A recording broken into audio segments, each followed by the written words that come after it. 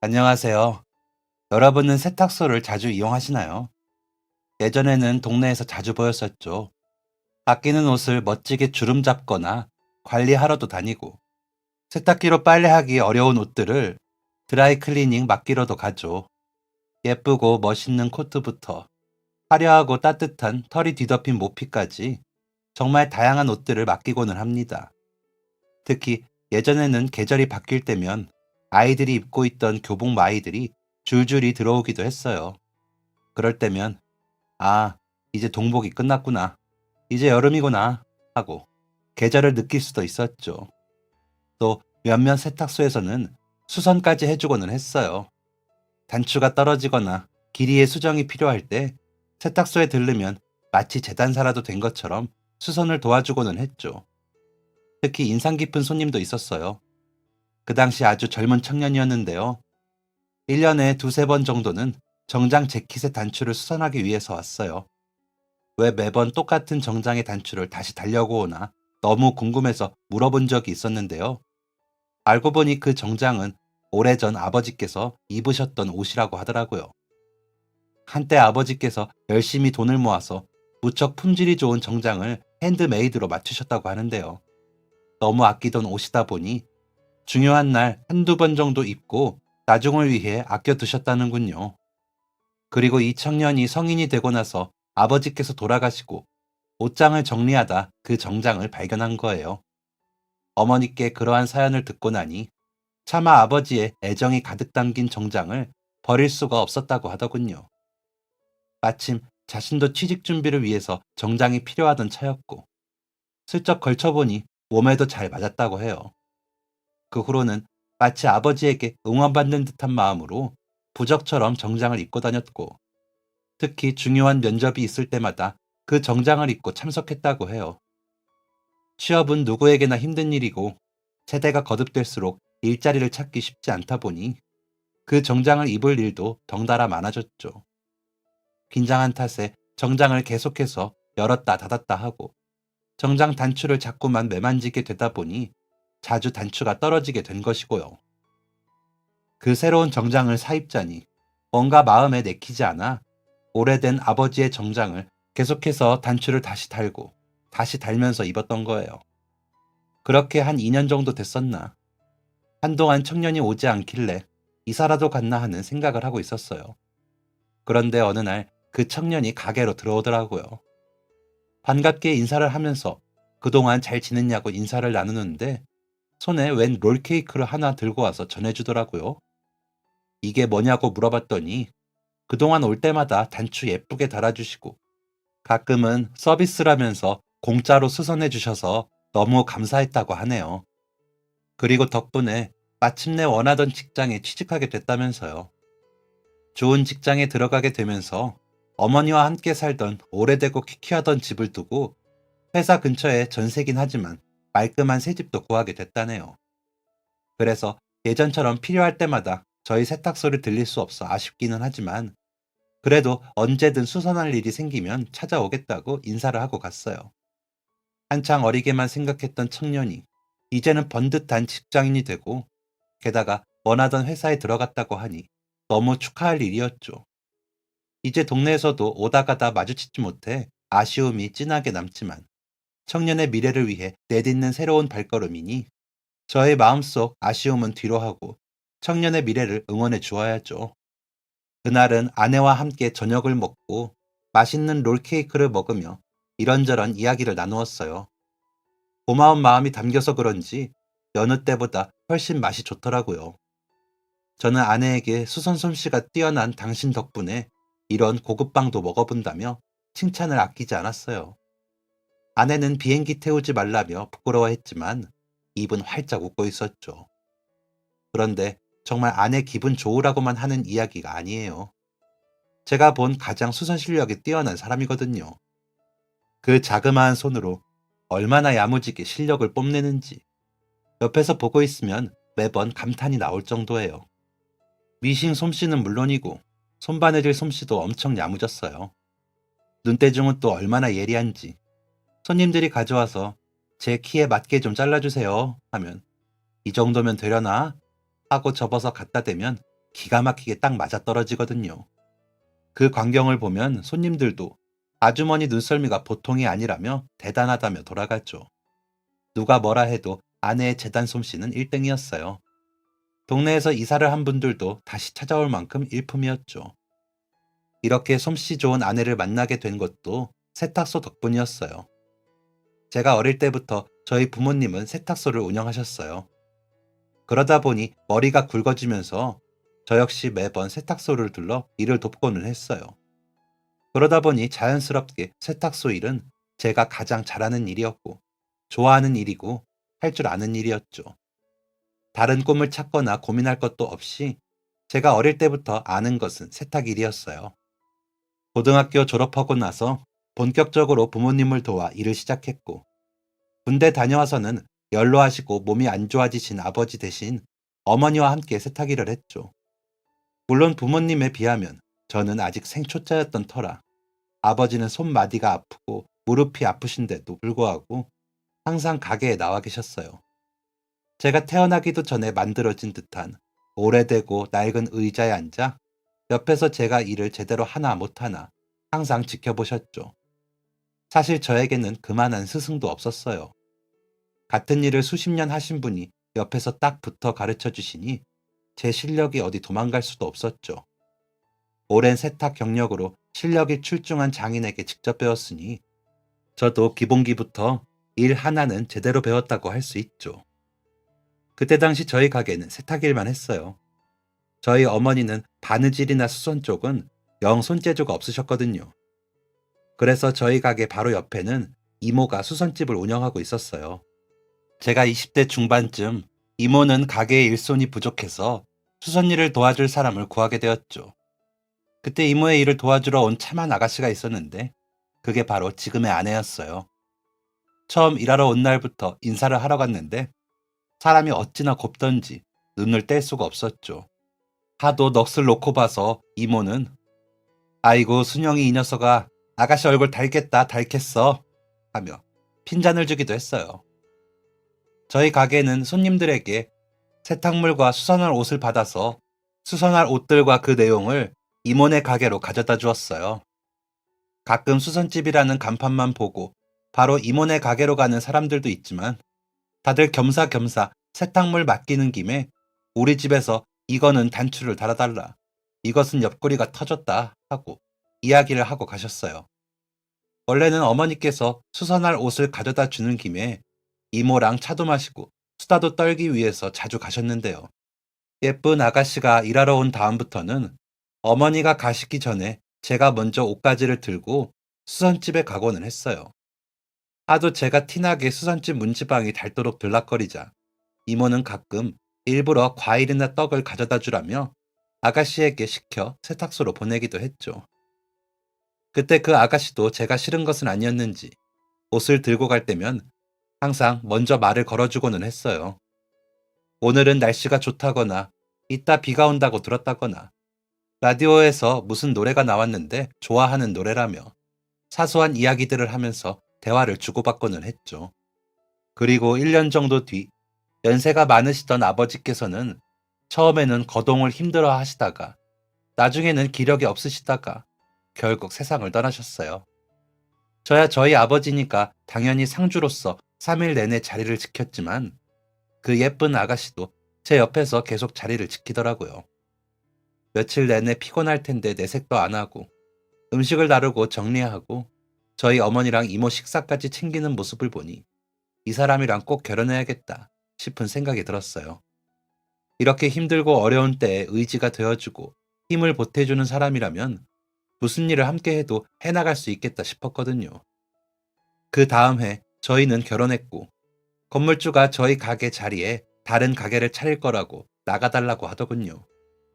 어머니께서는 이참에 잘 됐다며 자신도 이제 체력이 부족해 일하기 점점 힘들어진다고 이모와 함께 시골로 내려가 텃밭이나 일구며 살고 싶다고 하셨어요. 그리고 아버지와 운영하시던 가게를 정리하고 그 돈으로 저희가 살 집도 구하고 새로 일할 거리도 찾으라고 하셨죠. 주변의 시세가 워낙 오르다 보니 저희 수중에 있는 돈으로는 마땅한 곳을 찾기가 힘들었어요. 그러다가 정착하게 된 곳이 바로 지금까지 세탁소를 운영해왔던 이 동네예요. 도시에 있기는 하지만 비교적 조용하고 가게 주변에 주택들이 많아서 찾아올 손님도 많을 것 같더라고요. 아내와 함께 수선이 가능한 세탁소를 차리며 어렵고 힘든 일이 닥쳐도 우리둘이 잘 이겨내며 헤쳐나가보자고 다짐했죠. 그 자리에는 아주 예전에 세탁소가 있었다고 하는데 왜인지 그 후로는 오랫동안 가게가 나가지 않았다고 해요. 동네에 세탁소가 없어서 주민들이 그동안 조금 멀리 있는 곳까지 다녔다고 하더라고요. 작은 동네지만 그래도 찾아주는 분들이 많아서 매출은 그럭저럭 나쁘지 않았어요. 저희 두 사람이 함께 하기에는 부족함이 없었죠. 저희는 집을 따로 얻는 대신 가게 뒤쪽 공간을 개조했어요. 방을 만들고 부엌을 설계하고 싱크대를 설치했죠. 방에는 텔레비전도 놓고 그래도 가게와 생활 공간이 분리되도록 가벽도 세웠어요. 어차피 앞쪽에는 옷들과 기계들 때문에 이 뒤쪽에 이런 공간이 있는지 잘 모르는 분들이 많았죠. 아침에 눈을 뜨면 바로 출근을 할 수 있다는 것이 가장 큰 장점이었어요. 덕분에 저희 부부는 비가 오나 눈이 오나 밖에 아무리 태풍이 불어 바람이 강해도 한 번도 가게 문을 늦게 여는 법이 없었죠. 이 비밀을 잘 모르는 사람들은 저희 부부가 굉장히 성실하고 부지런하다고 생각했지만 사실은 가게 뒤편에 이런 비밀이 있었어요. 나중에 알게 되었다면 깜짝 놀랐을지도 모르겠네요. 세탁소는 항상 그 자리에 옷만 가져오고 가져가고 별로 특별한 것이 없다고 생각하시기도 해요. 매일 똑같은 작업과 일상이 반복된다고 생각하시기도 하죠. 하지만 생각보다 세탁소는 아주 다채로운 곳이에요. 특히 하루에도 몇 번이나 다양한 사연들이 오고 가는 곳이죠. 드라마 같은 상황이 당장 눈앞에 펼쳐지거나 화려한 볼거리가 있는 곳은 아니라고 할지라도 옷과 그것을 들고 오는 사람들에게는 여러 사연이 있어요.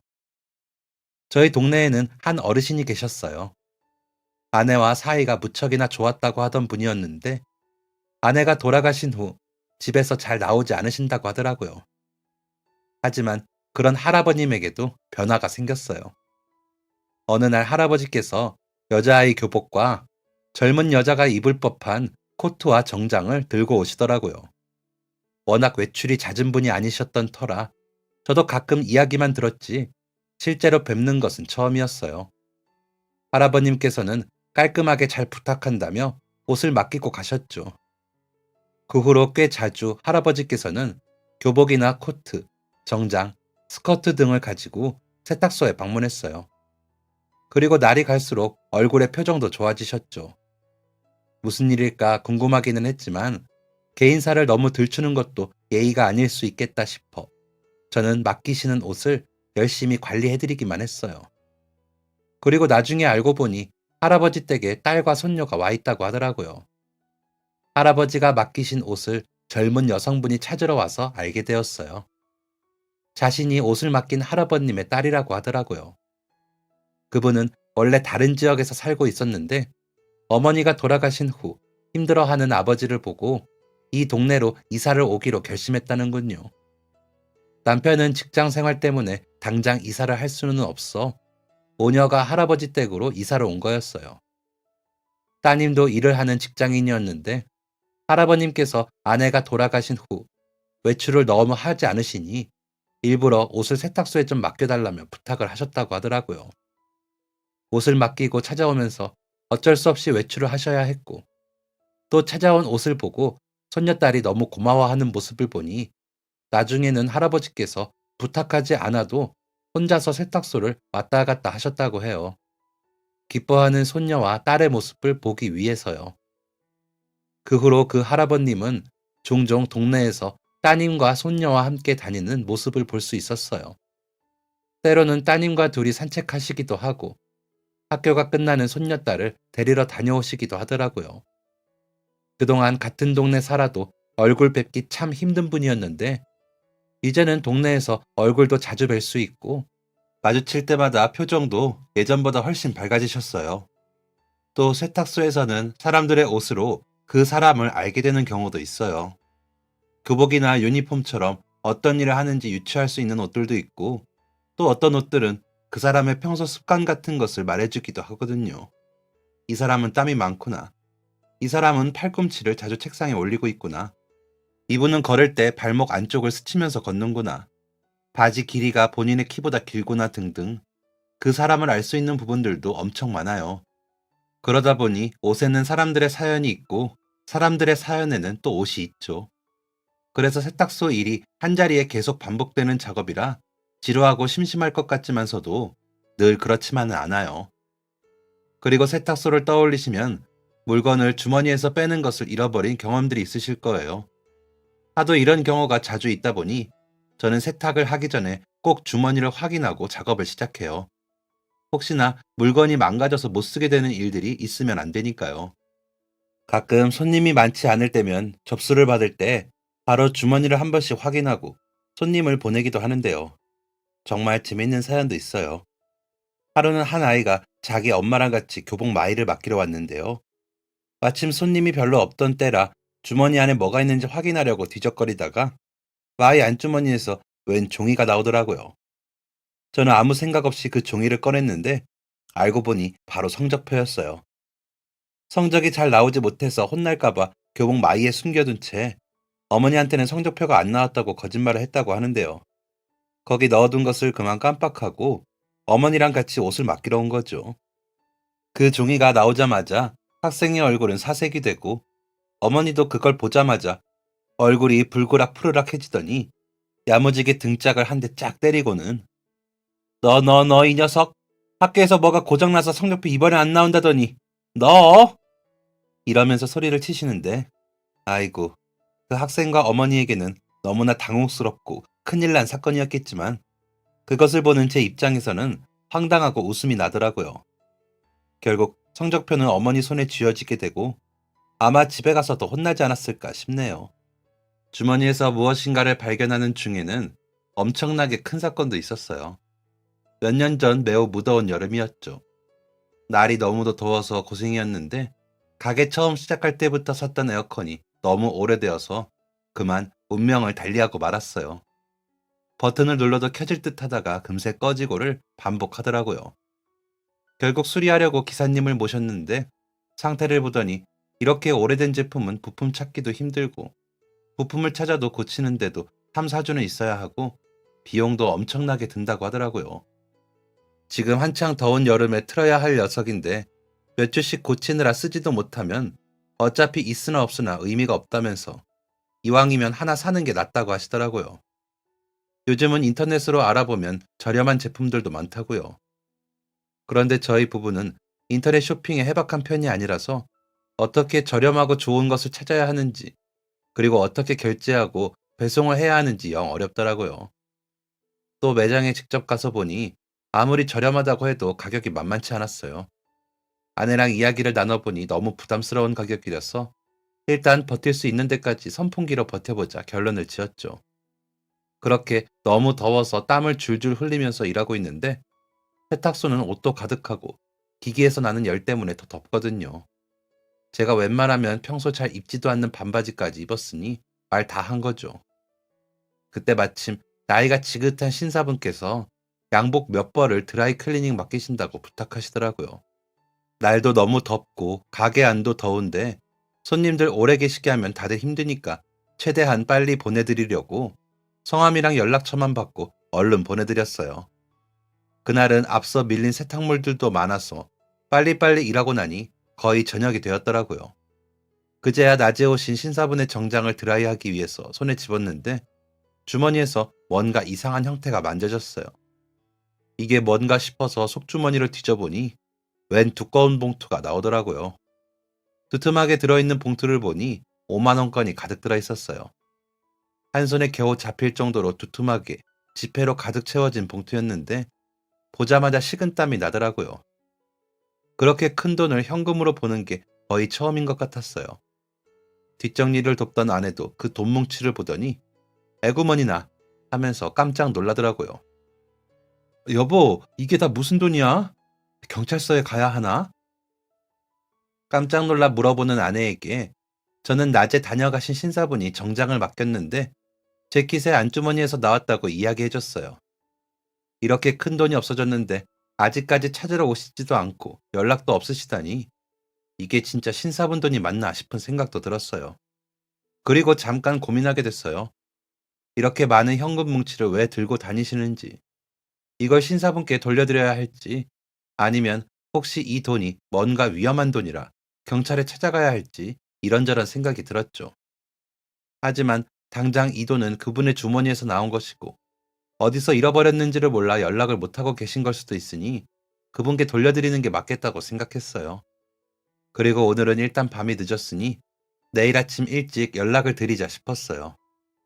그렇게 큰 돈이 저희 가게에 있다고 생각하니 심장이 두근거려서 잠도 잘 오지 않았어요. 혹시나 오늘 같은 날 갑자기 가게에 도둑이라도 들어 저 돈이 없어지면 어떡하나. 그래서 제가 물어줘야 하면 어떡하나 싶은 생각이 들기도 했어요. 이래서 사람이 분수에 맞게 살아야 한다고 하는 걸까요? 제 수중에 없었던 감당하기 힘든 돈 뭉치가 있으니 저절로 불안하고 심장이 요동쳐서 잘 수가 없더라고요. 다음 날 아침이 밝고 저는 접수할 때 받아두었던 연락처로 전화를 드렸어요. 그런데 받지 않으시더라고요. 혹시 모르는 전화라서 안 받는 걸까? 아니면 이른 아침이라서 받지 않으시는 걸까 싶은 생각이 들었어요.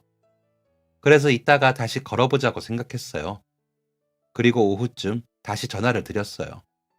그랬더니 이번에는 느긋한 목소리의 신사분께서 여보세요? 라면서 전화를 받으셨어요.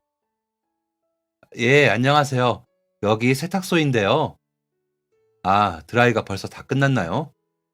아니요, 그게 아니라, 저, 어제 맡기신 정장 주머니에서 현금이 나왔습니다. 네? 아이쿠, 그거 찾느라 어제부터 씨름을 했는데, 거기 있었군요. 제가 이따 들려도 되겠습니까? 몇 시간 뒤 가게로 어제 신사분이 오셨어요. 돈을 잃어버린 줄 알고 엄청 많이 찾았다고 해요. 어디서 잃어버렸는지 기억도 나지 않아서 쓰레기통까지 다 뒤져보았다는군요. 글쎄, 제가 그 돈을 은행에 입금하기 전까지 잘 놔둬야지 하면서 제 사무실에 두었던 정장 주머니에 넣어둔 모양인데, 아니, 나이가 들어서 그런가. 어디에다 뒀는지 새까맣게 기억이 안 나더라고요. 어제 오후에 은행 볼 일이 있어서 입금하러 가야겠다 싶어서 늘 돈을 놔두던 책상 서랍을 열었는데, 글쎄 거기 봉투가 없더라고요. 이제 진짜 큰일 났다. 너무 중요한 돈인데 정말 큰일 났다 싶어서 밤 늦게까지 사무실 책상도 다 뒤지고 쓰레기통까지 다 뒤졌는데 찾지 못해서 참담하던 와중이었습니다. 이렇게 직접 전화까지 주시니 정말 감사합니다. 알고 보니 그분은 근처 노인 요양소를 운영하던 분이었습니다. 그 돈은 요양시설에 어르신들이 계단을 오르기를 힘겨워하시다 보니 계단 옆에 경사면을 새로 설치하기 위해서 마련한 돈이라고 하더라고요. 받아두었던 기부금으로 설치하려 했는데 금액이 부족한 바람에 급하게 자신이 타던 오래된 자동차를 팔아서 마련한 금액이었어요. 저는 그것도 모르고 혹시나 이 돈이 어디 나쁜 곳에 쓰였던 것인가 고민했었네요. 그 이야기를 들으니 제가 이 돈을 찾기를 정말 잘했다는 생각이 들었어요. 혹시나 실수로 주머니를 확인하지 않고 세탁했다면, 어휴, 정말 상상하기도 싫죠. 돈이 어떻게 되었을지 모르니까요. 이렇게 귀한 데 쓰일 귀한 돈이었는데 말입니다. 그분께서는 거듭 너무 감사하다고 이야기하신 후 돈 봉투를 들고 돌아가셨어요. 저희 부부는 참 다행이다 싶었죠. 그런데 며칠 후 예상치 못했던 일이 일어났습니다. 저희에게 왜 이런 일이 생겼나 싶을 만큼 깜짝 놀랄 만한 일이었죠. 아내와 저는 입을 벌리며 황당해한 채로 이게 대체 무슨 일인가 싶었습니다. 아무런 설명도 듣지 못했던 일이라 더 당혹스러웠죠. 갑자기 이렇게 가게에 찾아와도 되나 싶어 당황스럽기도 했고요. 그날도 어김없이 더위와 싸우면서 열심히 일하고 있었어요. 그런데 갑자기 가게로 웬 남정네가 오더니 에어컨을 설치하러 왔다고 하더군요. 저희 부부는 에어컨을 시킨 적이 없으니 놀랄 수밖에요. 그래서 그분들에게 아무래도 주소를 잘못 찾으신 것 같다고 정중하게 말씀드렸어요.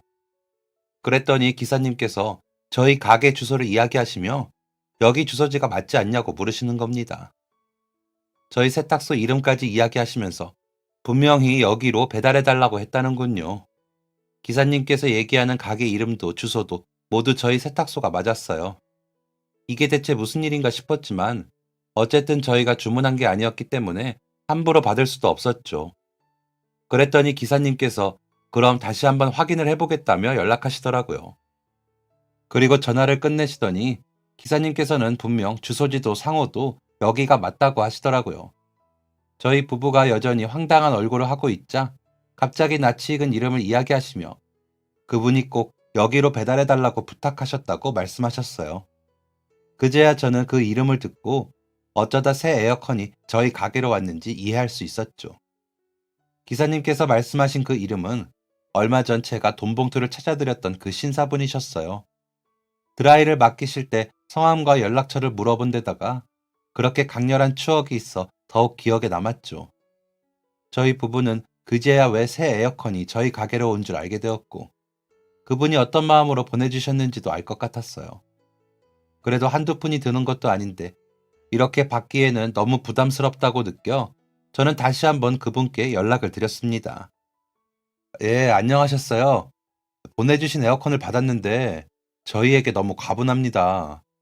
저희는 그저 원래 주머니에 있던 소지품을 찾아드렸을 뿐인데 이렇게 비싼 보답을 해주시다니요. 마음만 감사히 받겠습니다. 하지만 전화를 받으신 신사분은 단호하게 이미 구입해서 설치까지 부탁드린 에어컨이니 그냥 받아달라고 하셨어요. 이 더위에 거기까지 설치하러 방문해주신 기사님께도 그 편이 훨씬 좋을 거라고요. 저는 한 번 더 거절하려 했지만 그분께서는 이렇게 받아주셔야 본인 마음이 놓이신다며 앞으로 자주 찾아뵐 테니 갈 때마다 옷 신경 써서 드라이 해주시면 그걸로 충분하다고 하시더군요. 그렇게까지 이야기하시니 차마 더 거절할 수 없었어요. 더 이상 거절을 하는 것도 민폐 같았고요. 그래서 어쩔 수 없이 에어컨을 받기로 했어요.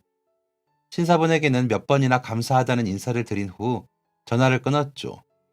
그분 말씀처럼 이 더위에 직접 설치해 주시려고 무거운 에어컨을 들고 방문해 주신 기사님들께도 자신의 할 일을 하고 가실 수 있도록 하는 것이 예의인 것 같았어요. 덕분에 저희 가게에는 새로운 에어컨이 생겼어요. 새 제품이라 그런지 너무너무 시원하더라고요. 몇 주 동안 더위와 힘겹게 싸워오던 아내는 시원한 에어컨 바람에 다시 뽀송뽀송한 미소를 찾았어요. 아내가 기뻐하니 그걸로 되었다. 내가 나중에 더 좋은 일로 갚을 기회가 있겠지 생각하며 저도 아내와 같이 시원한 바람의 자유를 누렸죠. 저희 부부는 이렇게 좋은 선물을 주시는 감사한 분도 있으니 우리가 더 힘내서 일하자며 다시 한번 의기투합했어요. 그리고 몇 해 후 아내는 앓고 있던 지병으로 세상을 떠났어요. 아내는 마지막 눈을 감으면서도 제 걱정을 하면서 떠났죠. 자기 없어도 밥 잘 챙겨 먹어라.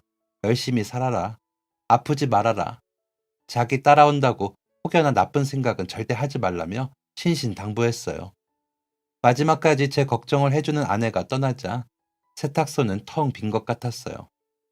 30년이 넘는 결혼 생활 동안 저희는 아이가 생기지 않아 오롯이 저희 두 사람을 의지하고 살았는데 저희 부모님도 다른 가족들도 대부분 돌아가시고 제 유일한 가족이었던 아내가 세상을 떠나니 온 세상이 텅 빈 것 같더라고요. 그리고 아내에게 못해준 일들만 자꾸 생각났어요. 그동안 장사한다고 명절에도 휴일에도 제대로 쉬어본 적도 없고 남들 다 쉬는 그런 날들이면 저희는 더 바빠서 어디 가까운 데 놀러 갈 생각도 못하고 지냈는데 이렇게 아내가 떠날 줄 알았다면 그래도 한 번쯤은 가게 문 닫고 며칠이라도 아내와 함께 좋은 구경도 하러 다닐 걸. 꽃이라도 보러 다니고 맛있는 거라도 먹으러 다닐 걸 후회가 되더라고요. 그동안 떼돈을 버는 것도 아니면서 뭐가 그렇게 일이 더 중요했는지 아내에게 해주지 못했던 일, 더 챙겨주지 못했던 것들만 생각났어요. 태어나서 비행기 한 번 못 타봤다던 아내에게 결혼하고 신혼여행도 부산으로 떠나면서 나중에 돈 벌면 꼭 비행기 태워주겠다고 아내가 가보고 싶다던 제주도 데려가겠다고 약속했었는데 그 약속을 끝끝내 지키지 못했었네요. 생각해보면 비행기로 겨우 1시간에서 1시간 반 정도 걸리는 그 거리가 뭐 그리 멀다고 느꼈는지 그깟 비행기 한 번 타는 게 뭐가 그리 어려웠는지 사랑하는 아내를 위해 며칠쯤은 가게 문 닫고 훌쩍 떠날 수도 있었는데 참 못난 남편 만나서 당신이 고생 많았구나 싶었어요. 아내가 세상을 떠난 후에도 못난 남편은 세탁소 문을 열었어요. 이제는 수선을 해줄 사람이 없어서 더 이상 수선은 받지 않았지만 그래도 찾아주시는 분들이 모두 한마음으로 저를 위로해 주더라고요. 아내가 얼마나 좋은 사람이었는지 이야기해주면서 함께했던 추억들도 나눠주었죠. 아내는 떠났지만 좋은 사람으로, 사랑스러운 사람으로 기억해주는 많은 분이 있어서 그나마 다행이라고 생각했어요. 여전히 아내는 이 세상에서 기억되고 있었으니까요. 하지만 몇 해 지나지 않아 저는 더 이상 세탁소를 운영할 수 없었어요. 제가 세탁소를 운영하고 있던 건물주가 새로 바뀌었는데 월세를 너무 많이 올린다고 하더군요. 아내가 떠난 이후 수선일도 하지 않고 있기 때문에 이전보다 수입은 더 줄었는데 세를 갑작스럽게 많이 올리니 제 입장에서는 부담스러운 금액이었어요. 30년 가까이 그 자리에서 운영해오던 곳이고 아내와의 추억도 많은 곳이라서 부담스럽더라도 생활비를 조금 더 줄여 월세를 부담할까 생각도 했었어요. 하지만 계산해보니 생활비를 아무리 줄여도 지금 수입에서는 월세를 도저히 감당할 수 없었죠. 그래서 너무나 안타까운 마음이었지만 저에게는 별다른 선택권이 없었어요. 가게를 정리하는 수밖에요. 가게를 정리하기로 하면서 손님들에게도 알렸어요. 가게의 영업이 종료되는 날짜까지 맡겨두신 옷들도 돌려드려야 했고, 영업 종료를 앞두고 옷을 맡기시면 작업을 마무리해드리기 힘드니까요. 혹은 괜히 영업이 끝난 줄 모르고 찾았다가 헛걸음하게 될 수도 있기 때문에 미리 알려드리는 게 맞다고 생각했어요. 그래서 가게를 정리하기로 마음먹은 지 2주 정도 전부터 이제 가게는 더 이상 운영하지 않게 되었다고 손님분들께 알려드렸어요. 그리고 드디어 오랜 짐을 다 정리하고 마지막 날이 되었어요.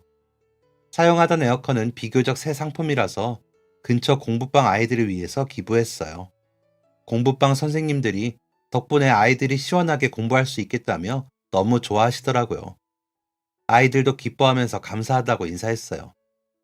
그리고 마지막 밤을 정든 가게를 보며 쓸쓸하게 앉아있는데 동네 주민들이 가게로 찾아왔어요.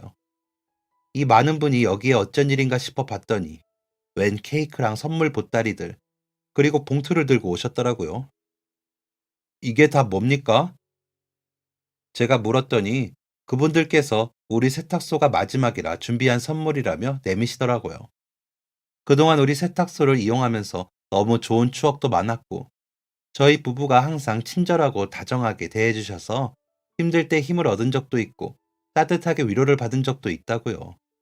그리고 30년이라는 세월 동안 한 자리를 오래 지켜주신 덕분에 주변의 모든 게 빠르게 변하는 중에도 우리 세탁소만 보면 어릴 때의 추억도 오래 간직할 수 있어서 정말 뜻깊었다면서요.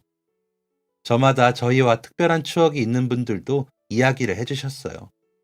깜빡하고 돈을 안 가지고 온 날 괜찮다며 그냥 가라고 해줬던 일이나 아이가 돌잔치를 앞두고 있어 정장을 맡긴다고 하니 돌려주실 때 아이 선물이라며 아기 신발을 주었던 일들. 학교에서 친구들에게 괴롭힘을 당하고 엉망이 된 채 집으로 가고 있는데 세탁소로 불러 교복을 말끔히 세탁해주고 돌려보내준 일 등 제 스스로도 잊고 있었던 소중한 기억을 하나씩 이야기해 주셨어요. 한 곳에서 이렇게 오랜 시간을 운영하는 게 쉽지 않은 일인데 그동안 눈이 오나 비가 오나 세탁소를 열어 자신들 옷을 멋지게 해줘서 고맙다며 마지막 선물로 십시일반하여 돈을 모았다고 하네요. 봉투를 열어보니 생각보다 큰 금액에 저는 뭐 이렇게 많이 준비했냐고 되려 울먹이며 말했습니다. 그동안 제가 한 일이라고는 우리 세탁소를 찾아온 분들에게 세탁을 해주고 드라이를 해주고 수선을 해드린 것뿐인데 그것이 이렇게 감사하다며 제게 이런 큰 선물을 주다니 몸둘 바를 모르겠더라고요. 그렇게 쓸쓸하게만 끝날 줄 알았던 우리 세탁소의 마지막 밤은 큰 감동과 오래도록 묵혀왔던 추억이 가득한 채 마무리되었어요. 그리고 저는 손님들이 모아준 돈으로 아내의 오랜 소원을 이뤄주기로 했어요. 아내의 영정 사진을 들고 그토록 타고 싶었던 비행기를 타기로 한 거죠. 이미 아내는 세상을 떠났지만 이렇게라도 아내의 소원을 들어주고 싶었어요. 처음으로 비행기를 예매하고 떨리는 마음으로 비행기에 올랐습니다. 하늘 위로 날아오를 때 조금 무섭기는 했지만 아내의 사진을 꼭 쥔 채 날아올랐어요. 그리고 아내가 그토록 가고 싶어 했던 제주의 땅을 밟았어요. 처음으로 가본 제주의 하늘은 무척이나 맑았고 바다는 투명해서 물 밑이 다 보일 정도였어요. 지나가는 분들이 보면 조금 정신이 이상한 사람처럼 보였으려나요? 아내의 사진을 들고 바다와 하늘을 빈틈없이 보여주며 이렇게라도 오랜 소원을 이루기를 바랐어요. 텔레비전에 나와서 먹고 싶다고 말했던 음식도 줄 서서 기다려 먹어보고 시장 구경도 해보고 얕은 오름을 걸으며 산도 구경했어요. 산, 바다, 하늘, 뭐 하나 놓치는 것이 있을까? 다리가 피곤하고 발이 부어도 아내의 사진을 들고 열심히 돌아다녔어요. 돌아다니며 구경해보니 바다는 맑고 하늘은 높고 들판은 푸르고 이 모든 아름다운 경관을 아내와 함께 봤다면 얼마나 더 좋았을까? 아쉬움이 많이 남았어요. 제가 봐도 이렇게나 예쁘고 좋은데 이곳에 오고 싶어 했던 아내가 와봤다면 얼마나 좋아했을까요? 부족한 남편 만나서 좋은 곳 구경도 못 해본 채 일만 하다 떠난 아내에게 미안해졌어요. 나중에 다시 만나게 되면 내가 잘못했다고, 못난 놈이었다고 싹싹 빌어야겠어요. 또 손님들께서 모아주신 돈으로는 다른 곳에도 사용했어요. 제가 여행을 다녀오고 제 마음대로 사용하기에는 너무 과분한 돈이었거든요. 손님들께서도 저를 위해 깊은 뜻을 담아 모아주셨으니 저도 좋은 곳에 사용하면 좋겠다고 생각했어요. 그래서 몇 년 전 저희 가게에 에어컨을 선물해 주신 신사분이 운영하는 요양원에 에어컨을 기증했어요. 원래는 기부금으로 드릴까, 다른 필요하신 것은 뭐 없으실까 고민했었는데 마침 요양원에 에어컨 몇 대가 고장난 상태라고 하더라고요. 그래서 제가 그때 받았던 것처럼 같은 마음으로 에어컨을 선물해 드렸죠. 손님들께서 모아주신 돈만으로는 조금 부족해서 가게를 정리하면서 남게 된 돈도 같이 보탰어요. 그때 에어컨을 받으면서도 언젠가 도움이 필요한 때 제가 힘이 되어주면 좋겠다고 생각했는데 이렇게 되돌려드릴 기회를 만나게 되었네요. 그리고 저는 여행에서 돌아와 요양원에서 지내고 있어요. 원래는 이제 가게 운영도 안 하겠다. 시간도 일손도 남아서 요양원을 다니면서 도움을 드릴 일이 있으면 도와드리려고 했죠. 그런데 세탁소를 정리하면서 당장 저는 집도 없는 상태였어요. 시설의 원장님께서는 이 이야기를 들으시더니 흔쾌히 시설에서 지내면서 일손을 도와주면 좋겠다고 하시더라고요. 그래서 괜히 혼자 살 집 구해서 외롭게 사느니 여러 사람이랑 함께 어울려 살면 좋겠다 싶었어요. 요양원에 들어가서 제가 하게 된 일은 큰 일들은 아니었어요. 대신 제가 잘하는 분야를 살린 일들을 주로 맡았죠. 옷이나 침구류를 세탁하고 다림질이 필요한 것들은 다림질도 했어요. 손세탁이 필요한 경우에는 그동안 제가 세탁소 운영하며 모아둔 지식을 동원해서 말끔하게 처리를 했죠. 그 외에도 어르신들이랑 산책할 때도 동행해드리고 말동무가 되어드리기도 했어요. 시간이 날 때면 글을 모르시는 분들을 위해서 한글도 알려드리고 눈이 침침해 자식이나 손주에게 편지 온 게 있어서 읽어달라고 하시면 기꺼이 달려가서 읽어드렸죠. 아마 저 혼자 있었다면 하루가 아주 길게 느껴졌을 거예요. 식사도 혼자 하는 일들이 많았을 것이고 온종일 무료하게 뭘 해야 하나 고민하며 의미 없이 보냈을 수 있겠죠. 하지만 이곳에서는 제가 할 일이 있어요. 거의 평생을 일해온 터라 일이 없다는 것이 오히려 불편한데 여기서는 그런 불편한 마음을 가질 필요가 없죠. 언제나 제가 해야 할 일이 있고 제가 찾아서 할 수 있는 일도 있으니까요. 담당 업무가 없을 때는 말벗이라도 되어드리고 책 읽기라도 도와드릴 수 있어요. 사회에서는 이제 60이 다 된 일자리에서 은퇴하는 연령이지만 여기서는 그래도 제가 좀 젊은 편에 속해요. 그러다 보니 언젠가부터 느껴보지 못했던 젊음을 여기서는 느낄 수 있는 것 같아요. 가끔 지나가도 보면 젊은 청년 하고 부르는 어르신들도 있거든요. 세탁소를 정리하고 나면 제가 살던 세상이 모두 무너질 거라고 생각했는데 막상 겪어보니 오히려 제2의 인생을 시작할 수 있는 계기가 되었어요. 세탁소가 문을 닫아 일자리는 잃었지만 그래도 그동안 제가 그리고 저희 아내가 그곳에서 많은 사람에게 무척이나 좋은 추억을 안겨주었다는 것을 다시금 깨닫게 되었죠. 처음으로 여행도 가보고 제가 할 수 있는 다른 일자리도 찾을 수 있었어요. 지금 이곳에서 지내면서 참 많은 것을 매일 깨닫고 있어요. 인생에서 늦을 때는 없다는 많은 사람들의 이야기를 매일 부딪히고 있거든요. 누군가에게는 60이라 이제 은퇴하면 내 앞에는 아무것도 남지 않겠다고 생각할 수 있어요. 저 역시 그렇게 생각했으니까요. 게다가 사랑하는 가족들까지 주변에 없다면 더더욱 미래에 대한 기대가 사라질 수 있어요.